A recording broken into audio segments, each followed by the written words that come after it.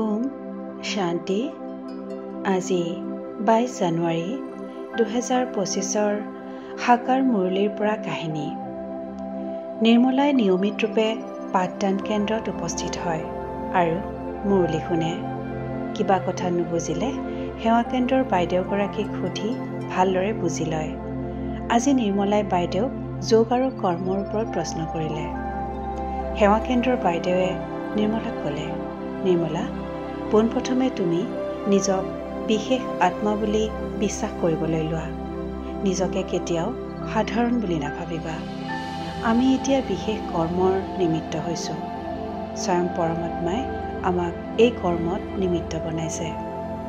গতিকে এতিয়া তোমাৰ বাণী, তোমাৰ দৃষ্টি সকলোতে এই বিশেষত্ব প্ৰকাশ পাব লাগিব।